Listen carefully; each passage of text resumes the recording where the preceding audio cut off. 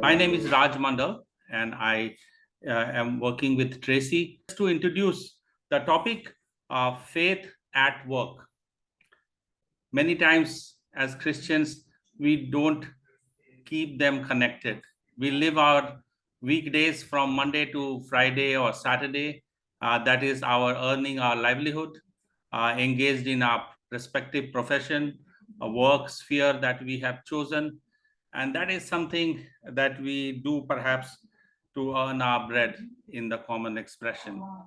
And then Sunday, we are part of a community called church, and where we express our faith, we profess our faith, and some of the beliefs that we hold, and we receive teaching on those. But often the teachings that we receive in the church do not connect to what we do on the rest of the week. And likewise, we keep them separate as if in two different compartments. And we live our lives in one way from Monday to Friday or Saturday. And we have a different set of life on Sundays. And in between, maybe if we have some other activities, then on the weekdays also, we may bring in our church life into the weekdays. But usually they go like two parallel railway track. They don't meet. So today's topic would like to explore what it means to express or what it means to live out our faith in the places of our work. How do we integrate the two? How do we see that is part of us as one person who we are? We have Dr. Joseph Francis Dominic. Dr. Dominic has completed his postdoctoral degree in oncology medicine. He has been practicing oncology in a hospital in Chennai since the year 2006, after receiving his training at All India Institute of Medical Sciences at New Delhi. So basically, in common word, he is a doctor who deals with cancer patients. And his area of interest is in the whole person care, which is the integration of all aspects in caring for the sick, including their spiritual and palliative care. Palliative care meaning those who are terminally ill, and how to work with them, help them in their this journey of life along with their family members. So that is one area that he has special interest in. And Dr. Dominic is married to Candice. They have two children who are studying in college, and he also serves as an elder in the parish that he is member in Chennai. He's an elder for the youth group. So we welcome you, Dr. Dominic, to this discussion. We are glad that you have been able to join with us. Dr. Dominic, tell us briefly about your current work involvement, although we shared that you are a medical doctor in oncology, but tell us a little more, what does that entail, and your journey of how you were led to choose this vocation, this particular vocation that you are currently serving. So would you like to share briefly? Okay. Currently, I work in a private hospital in Chennai. I do what is called medical oncology. That is, we use drugs for the treatment of cancer. Cancer is teamwork. We have people who do surgery. We have people who do radiation. And there are a lot of other allied specialties, but these are the three broad areas. My work primarily involves the use of medication, that is what we earlier called chemotherapy. And a lot of women curse me because I am responsible for their loss of hair over a period of 18 years. That's one of the side effects of chemotherapy. So that's how we are recognized, that we are the doctors who give medicines which causes hair to fall. And one of my main areas of interest and concern is what we call palliative care. That is the care of people with advanced cancer. Though it is often confused with care people who are incurable and towards their end of life. Now, a significant number of people with cancer actually have palliative treatment. That is, they cannot be cured. And some of them can go through many years, maybe even decades of receiving palliative treatment and lead good lives. Some of them have advanced disease and are incurable and need what we call symptom care and symptom control and care towards their end of life, when they have only a few weeks or a few months to live. So that's one of my major areas of concern. And why I was drawn towards cancer was human suffering was something that always puzzled me, because though I was a Christian and the miracles of Jesus were interesting, always that thought as to why would a good God, a loving God, allow people to suffer was a question that always was there in my mind. And I wondered whether I could just have this question and um, allow it to hang in the air, or I could allow my life to be a journey of seeking answer for this question. So that was one of the reasons why I chose oncology as a specialty. And uh, and that is why palliative care comes naturally to me. Though as a younger person, I was a very ambitious doctor, and end of life, death and failure were some things that were difficult, because our training didn't teach us how to fail or how to deal with failure in professional practice, when we did everything possible and people were not responding and people were dying or people were frustrated. Our training didn't really teach us how to deal with such a situation. So over the years, I'm kind of continuing to learn how I could continue to care for people even when I cannot cure them. So that is a learning, and that kind of draws me closer and closer towards palliative care. So that's in brief about me.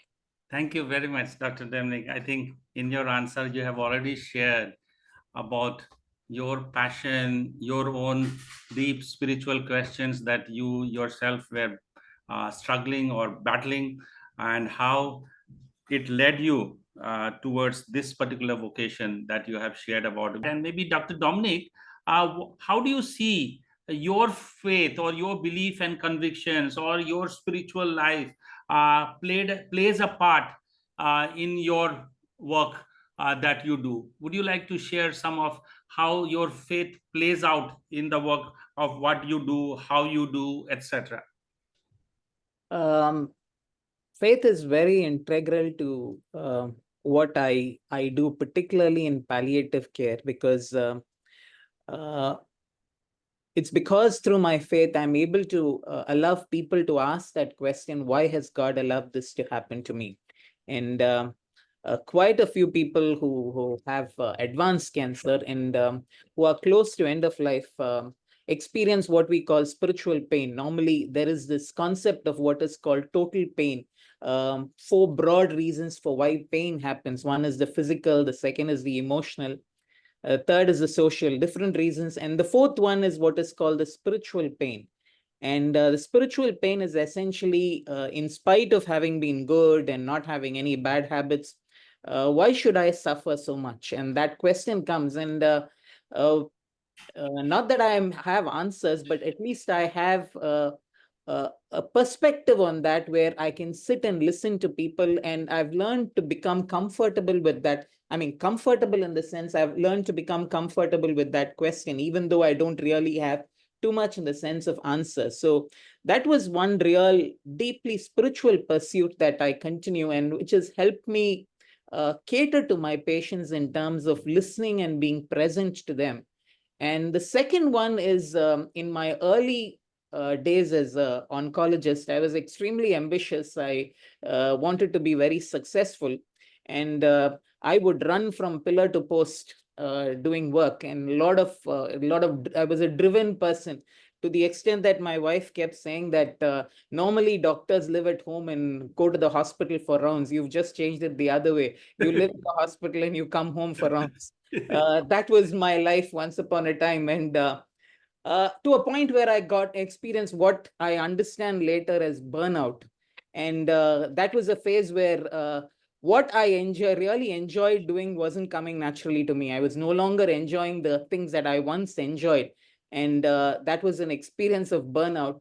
And one of the things that really transformed was a verse from Mark chapter 1, verse 35, which just says when the disciples come to Jesus, after Jesus has been very busy and doing a lot of healing, the disciples come and tell him, everyone is looking for you.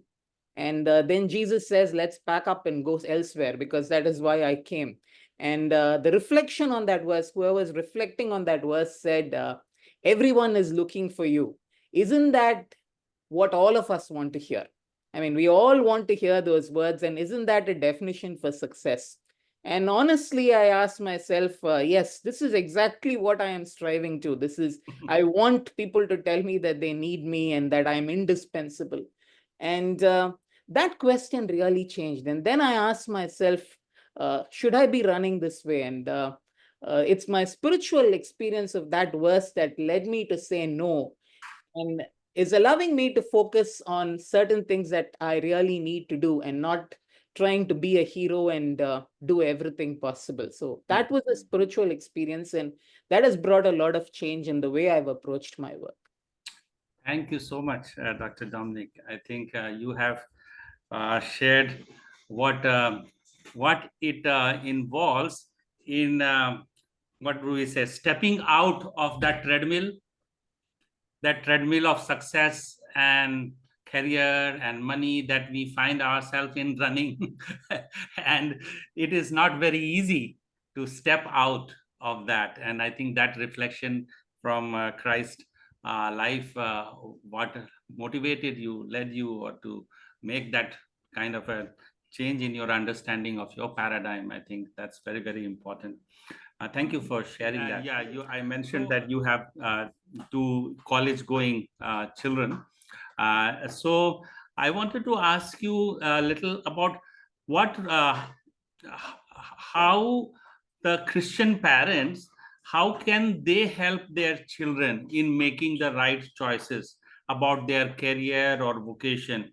Because often we see now the pressure, the whole coaching industry, coaching institute industry that we see here of quota, even in UPSC Delhi, the mishap that took place.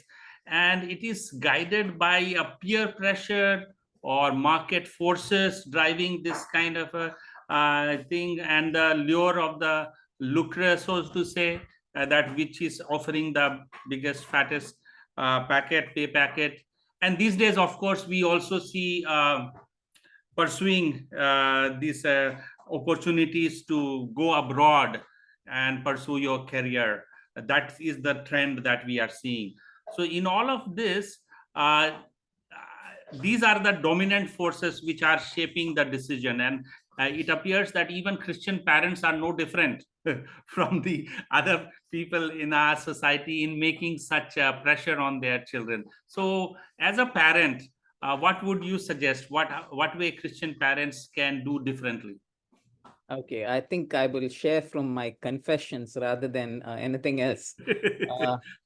Both my children did not want to choose medicine. I do not know in what way I've contributed to that, but I think I must have in many ways. But both my children didn't want to do medicine. At least when my daughter, who basically had a lot of interest in biology, chose not to do medicine, it was I was a little perplexed actually. But one of the things that I was when you move in a particular direction in life, a path becomes familiar to you. And one of the things that I expected my children to do is to kind of tread the familiar path because we knew it and we could guide them. So we asked them to take this path because I know step A, step B, step C. But when they choose the road less taken, we kind of move into uncharted territory. So it was that was a big challenge for me to unlearn that thought that my children will follow a predicted path. And rather, it was a challenge for me to surrender them into the hands of God and trust God that He would work out their lives, maybe very differently from the way He's worked out my life. So sometimes I had this thought that my children will move in the direction that the way God has led me, He would continue to lead my children.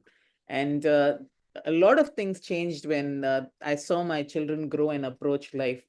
And one of the things, and I had to be clear, is that there are plenty of opportunities now and a lot of variety in what young people can choose and what is available. And as Christian parents, one of the things that we need to do is allow our children to make their own choices and sometimes even make mistakes. Not major mistakes, but at least the minor mistakes we can allow them to make, because that is a learning process, because God allows them to learn through their mistakes as well, and not expect absolute perfection from them. Because sometimes as Christians, we expect perfection from our children. So that is something that I'm learning, that we don't need to expect perfection. And one thing that I have learned, and I keep telling my children, is what one of my medical professors told me. As an honest doctor, you will definitely make your bread and butter. You will definitely make your bread and butter. I think I can extrapolate it to any of the other professions. You may not make jam, but you need to ask yourself whether you need jam. So this is something that I keep sharing on and off. As any honest professional now, we'll always make our bread and butter. But whether you want jam for your life or not is something that you have to decide for yourself. Thank you very much, Dr. Dominic. That's something I think every one of us will be able to remember. But this jam, pursuing the jam, is also leading to all kind of jams in life. So that is a helpful warning. Thank you for I pick this question to answer. I have come across people who say, well, you are in a sector serving people, fighting for justice, but you don't share the gospel. So, what good is it at the end of the day? How do we navigate this path in vocation, especially while working in the social sector? Dr. Ramni. Okay, now this is a question that I have struggled with in terms of should I at any point of time directly share my Christian faith with patients? And I think that requires a lot of discernment, and it's probably something that I would do in a very, very rare and a very specific situation to directly speak about my faith. Three words that we are taught to use. One is respect, permission, and sensitivity. That is, with a lot of respect for what the other person is going through. Permission, I mean, at any point of time, if a person is not comfortable, we do not push it forward there. And thirdly, with sensitivity, that is, we do not insult or we do not sound harsh or demeaning or looking down on someone. These three words are there. And it's an exception rather than a rule. I mean, and it's when I really am sure that the person is comfortable with the idea, because my primary work is there to take care, to be a caregiver. But what I do as times is what is called plant faith flags. That is maybe just sow one word or one seed about how my faith has personally impacted me. I mean, just in a one line, and it's one off and it's part of normal conversation, and I move on. It's not something that I'm kind of dwelling, just a one line conversation and it moves on. That I have done on a regular basis, and it could be anything. It could be anything about my faith. People, because I'm in a position where we are building a relationship, people do tend to listen and do not get put off by that. But trusting the gospel on somebody is something that I'm very specific not to do. Thank you, Dr. Dominic. I think I would like to, I was remembering one quote, I forget who had said this, but it says something like this, that preach the gospel all times and sometime when needed, use word. So it means in this question, when we are saying don't share the gospel, so I think that is having the assumption of a gospel is a particular words, utterance of particular word is the gospel. But I think that understanding of the gospel is important, because gospel is ultimately good news of the kingdom of God, isn't it? And that is the gospel of the kingdom that Christ came and preached. And it is not only so, that is our own reductionist approach of the gospel. That is something which we all need to further study, reflect based upon the word.